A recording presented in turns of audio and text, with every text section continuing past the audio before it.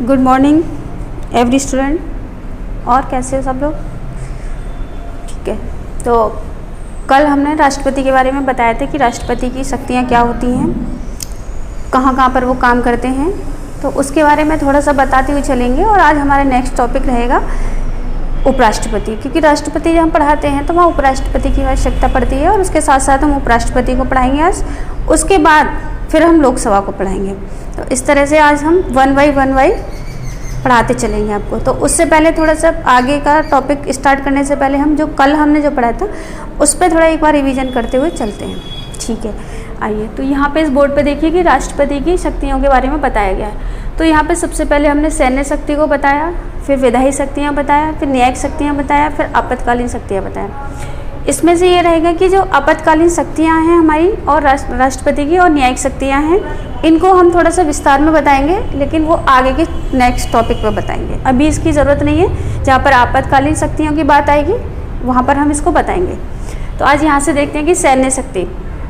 तो कल जैसे बताया था कि राष्ट्रपति को सैन्य शक्तियाँ होती हैं। सैन्य शक्तियों से मतलब है कि हमारी जो तीनों सेनाएं हैं उनके बारे में जो जो नियम देने हैं, कानून बनाने हैं या कोई भी आदेश देना है, वो राष्ट्रपति को होती है उसकी शक्ति। राष्ट्रपति तीनों को आदेश दे सकते हैं। अब विधायी शक्ति की जब बात करते हैं तो विधायी शक्ति राष्ट्रपति की होती है कि राष्ट्रपति जो कोई भी विधेयक बनता है, लोकसभा राज्यसभा से पास होकर जो विधेयक आता है, अगर राष्ट्रपति की स्वीकृति मिल जाती है तो वो विधि बन जाता है। उसके बाद में उसके साथ साथ क्या होता है कि संयुक्त बैठक बुलाई राष्ट्रपति ने, उस पर जो कार्य करना है वो भी इसका विधायी कार्य है।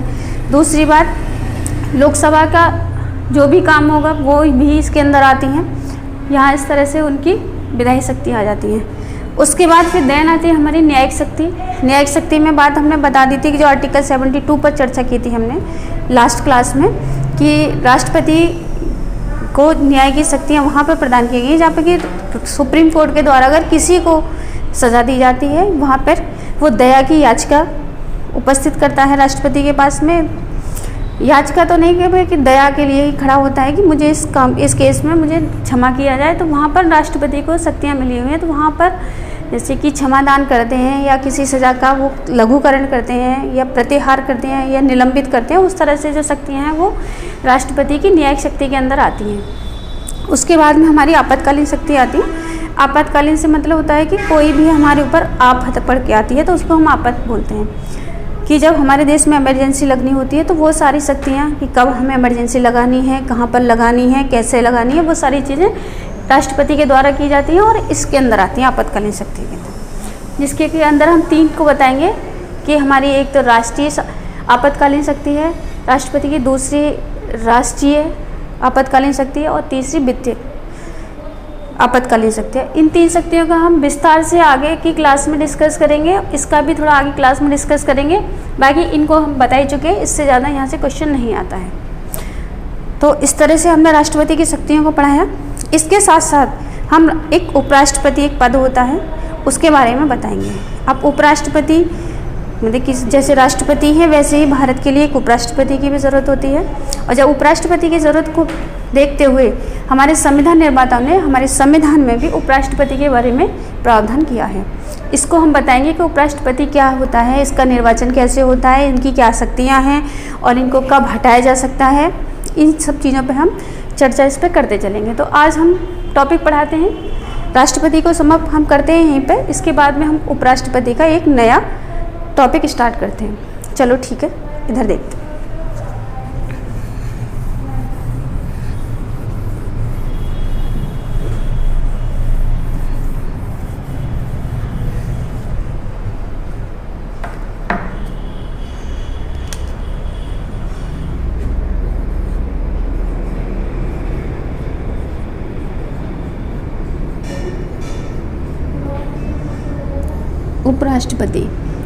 उपराष्ट्रपति के लिए कौन कौन से हम टॉपिक पर चर्चा करेंगे, इसके लिए हम थोड़ा बताते हैं इसको कैसे कैसे लिखना है। सबसे पहले उपराष्ट्रपति है, उपराष्ट्रपति के लिए क्या योग्यता होनी चाहिए। तो यहाँ सबसे पहले हम योग्यता की बात करेंगे।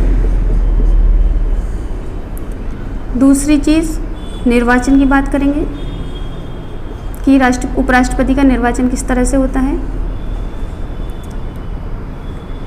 तीसरी हम बात करेंगे कि इनकी शक्तियाँ क्या हैं।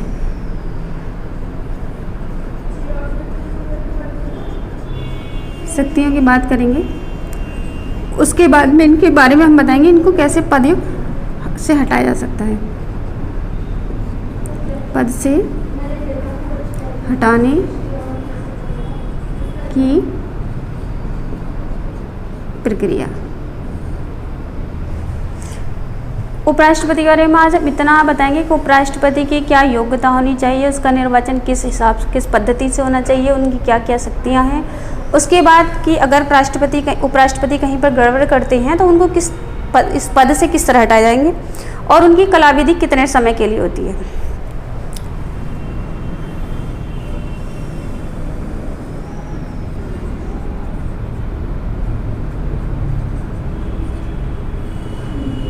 इस तरह से इन सब चीज़ों पे आज हम चर्चा करेंगे। तो पहले तो थोड़ा सा उपराष्ट्रपति के लिए हम समझते हैं कि उपराष्ट्रपति क्या है, क्यों इसकी ज़रूरत पड़ी उपराष्ट्रपति की हमें, कि हमारे संविधान निर्माताओं ने इसको संविधान में इसका प्रावधान किया। तो इसमें ये था कि जैसे कि हर इंसान है, घर में मुखिया होता है, तो मुखिया अगर नहीं है किसी कारणवश तो उसके लिए भी एक सहायता के लिए हमारे परिवार से एक मेंबर को रखा जाता है कि इनकी अनुपस्थिति में ये काम करेंगे। ठीक उसी प्रकार से हमारे उपराष्ट्रपति की भी भूमिका रहती है कि जब राष्ट्रपति किसी कारणवश से अनुपस्थित रहते हैं तो उनका जो भी कार्यभार है उसको उपराष्ट्रपति संभालेंगे।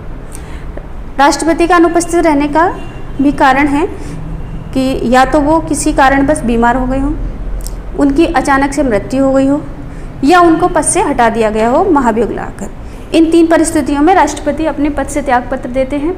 तो उसी स्थिति में ये उपराष्ट्रपति इनका कार्यभार संभालते हैं। तो उपराष्ट्रपति जो होते हैं वैसे तो ये राज्यसभा का सभापति होते हैं और उन्हीं का ही नेतृत्व करते हैं, लेकिन कुछ परिस्थितियों में ये उपराष्ट्रपति की जगह पर कार्य करते हैं। इस चीज़ को देखते हुए उपराष्ट्रपति की हमें आवश्यकता पड़ी, तो उसके लिए हमने संविधान में इसका प्रावधान पढ़ा। उसी को देखते हुए आज हम यहाँ भी पढ़ेंगे कि जब हमारे राष्ट्रपति नहीं होंगे तो उपराष्ट्रपति हमारा किस किस तरह से काम संभालेंगे। तो काम संभालने की बात तो बाद में आती है। तो सबसे पहले तो ये चीज़ आती है कि इस कार्यभार को कौन व्यक्ति संभालेगा, उसके लिए कुछ क्या योग्यता होंगी, उसको हम किस तरह से निर्वाचित करेंगे और कितने समय के लिए करेंगे, और अगर इन्होंने कहीं भी गड़बड़ी की तो हमें इन्हें समय से पहले कैसे हटाएंगे। तो इस चीज़ के बारे में हम इन चीज़ों को पढ़ते हो जाएंगे। टॉपिक 1 बाय 1 हम इनको पढ़ते चलेंगे। तो आगे हम पढ़ते हैं उपराष्ट्रपति की योग्यता। तो उपराष्ट्रपति की योग्यता की बात करते हैं तो सबसे पहले तो ये है कि जब उपराष्ट्रपति भारत के लिए निर्वाचित किए जाएंगे तो उन्हें सबसे पहले भारत का नागरिक होना चाहिए। दूसरी बात, उनकी आयु 35 वर्ष हो, अगर 35 वर्ष से कम है तो वो उपराष्ट्रपति नहीं बन सकते। तीसरा ये कि राज्यसभा के सदस्य होने की योग्यता उनके अंदर हो, अगर वो राज्यसभा का सदस्य ही नहीं बन सकते तो उनको उपराष्ट्रपति हम नियुक्त नहीं कर सकते। चौथी बात उनकी ये होती है कि किसी वो लाभ के पद पर ना हो। ये चारों कंडीशन को फुलफिल जो व्यक्ति करते हैं उनको हम उम्मीदवार बना सकते हैं उपराष्ट्रपति के लिए। तो इस तरह से हम यहाँ पे देखेंगे योग्यता की बात करते हैं तो इस तरह से डायग्राम बनाया, उसके नीचे ही ऐसे ही शॉर्ट में लिख लिया करो कि वह भारत का नागरिक हो,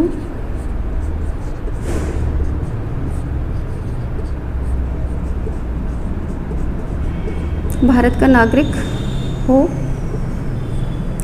35 वर्ष की आयु प्राप्त कर लियो।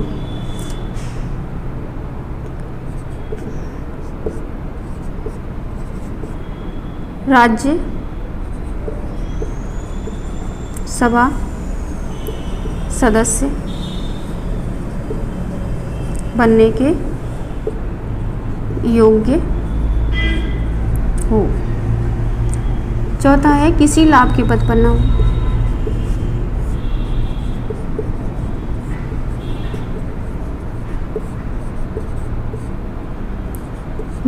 हो। ये योग्यता की बात की जाती है राष्ट्रपति की, उपराष्ट्रपति की। ज़्यादातर क्वेश्चन यहाँ से ये रहता है कि उपराष्ट्रपति की आयु से यहाँ से क्वेश्चन रहता है कि उपराष्ट्रपति के निर्वाचन के लिए कितनी उम्र होनी चाहिए। तो यहाँ पर हम 35 वर्ष लिखेंगे। कन्फ्यूजन वाला सवाल यहाँ रहता है कि थोड़ा सा ये डाल देते हैं कि उपराष्ट्रपति बनने के लिए से राज्यसभा का सदस्य की योग्यता होनी चाहिए या लोकसभा की। ये मिलता जुलता सा रहता है, इसलिए कन्फ्यूजन भी रहता है। तो इसलिए क्वेश्चन ज़्यादा रहता है। तो एक क्वेश्चन यहाँ से आता है कि उपराष्ट्रपति बनने के लिए वो किस सभा का सदस्य की योग्यता धारण करता हो। तो उसके लिए हमें बताना है कि वो राज्यसभा का सदस्य होने की योग्यता धारण करता हो। उसके बाद में निर्वाचन की बात करते हैं। जब निर्वाचन की बात करते हैं तो हमने लास्ट क्लास में प्रेसिडेंट के ऊपर बताया था कि प्रेसिडेंट का निर्वाचन किस तरह से होता है। सेम वही प्रोसेस उपराष्ट्रपति के निर्वाचन में है, वही प्रक्रिया है निर्वाचन की, उसी तरह निर्वाचक गण होंगे। थोड़ा सा अंतर है यहाँ कि राष्ट्रपति के निर्वाचन के लिए दोनों सदनों के निर्वाचित सदस्य होते थे, इसमें दोनों सदनों के समस्त सदस्य होंगे, मतलब जितने भी सदस्य हैं दोनों सदनों में वो सभी इसमें इनके लिए वोट करेंगे। ये छोटा सा अंतर है, बाकी सेम प्रोसेस राष्ट्रपति के उपराष्ट्रपति का वही है। उसके बाद में इनकी शक्तियाँ आ जाती हैं राष्ट्रपति उपराष्ट्रपति के। तो उपराष्ट्रपति की शक्तियों की बात करते हैं तो उपराष्ट्रपति का ये है कि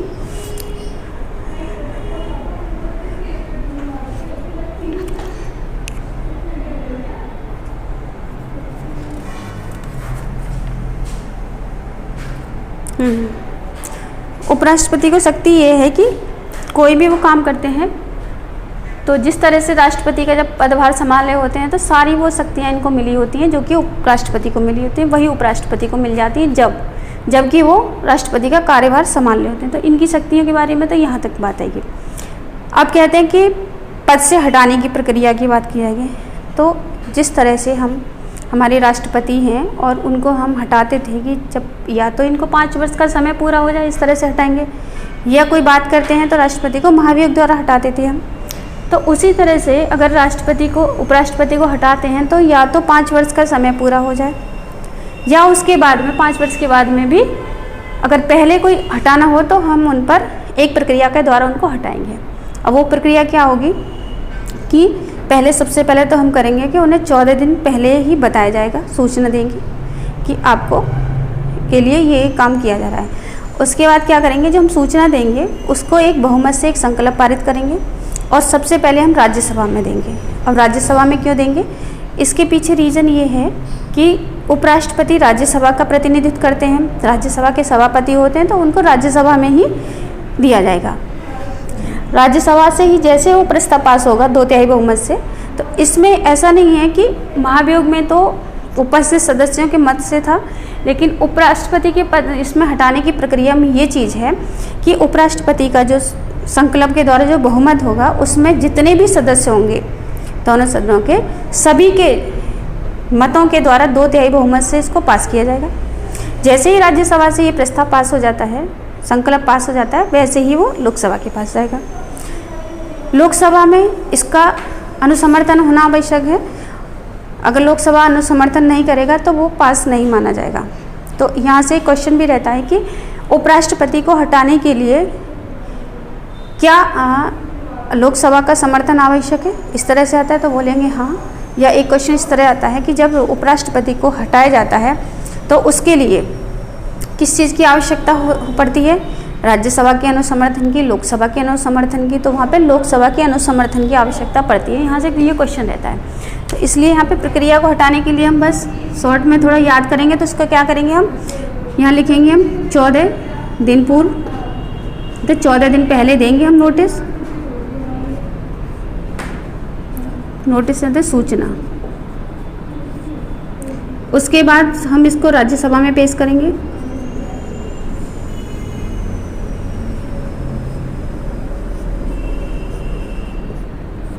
और जो संकल्प होगा, संकल्प को हम क्या करेंगे, समस्त सदस्यों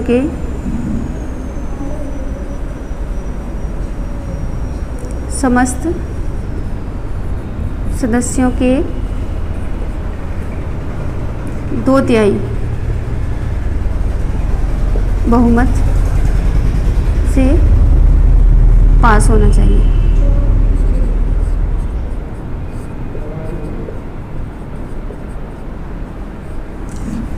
इस तरह से पास होगा। उसके बाद में फिर एक होता है इसमें लोकसभा का,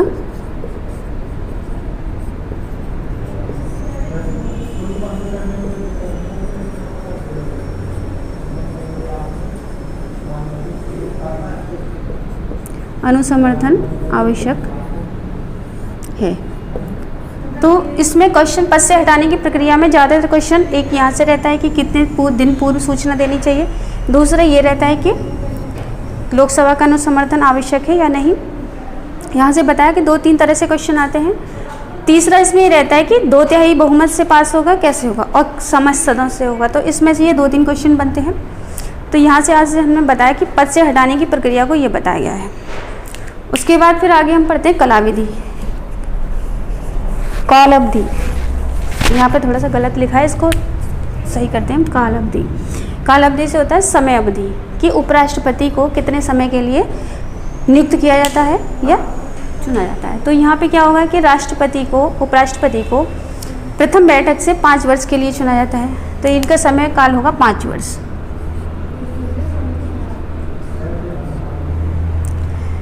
और कब से होगा? प्रथम बैठक से इनका समय होगा 5 वर्ष।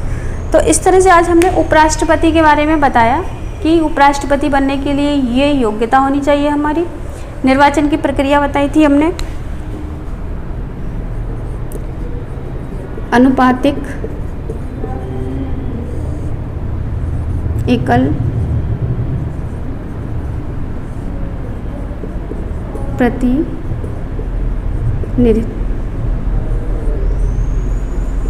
प्रणाली से इनमें चुनाव होगा।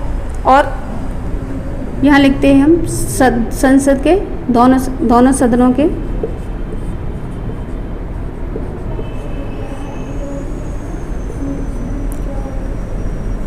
सभी सदस्यों द्वारा। दूसरी बात, राज्य विधान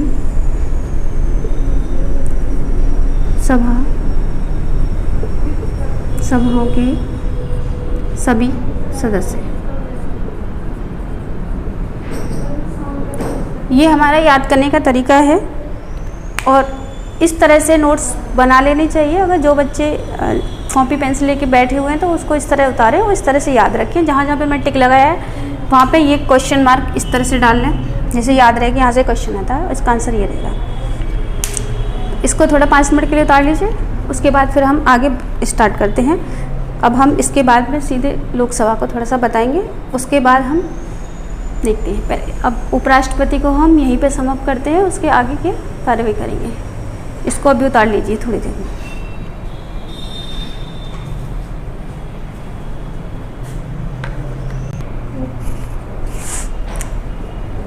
तो ये सारी चीज़ें आप लोगों ने उतार ली। इस तरह से ही नोट्स बनाते रहिए और जैसे जैसे मैंने आज बताया है उसी तरह से याद कीजिए। अब बात यह है कि आप लोगों को मेरे पढ़ाने में या समझने में या जो भी दिक्कत आती है उसको कमेंट बॉक्स में डाल करके बताएं, जिससे कि उसको सुधार किया जाएगा। क्योंकि आप लोगों की कमी जब मुझे बताएंगे तब मैं उसको पूरा करूँगी। जब तक आप कुछ बताएंगे तब तक वो कमी पूरी नहीं की जाएगी। तो उस चीज़ को देखिए। अब इसके बाद में आज का टॉपिक तो यहीं पे समाप्त करते हैं। उसके नेक्स्ट टाइम हम लोकसभा बताएंगे, संसद के दोनों सदनों की बात करेंगे, उसमें कि लोकसभा राज्यसभा भी पढ़ाएंगे। तो इस चीज़ को देखते हुए आज का यहीं तक का टॉपिक रहता है। Thank you.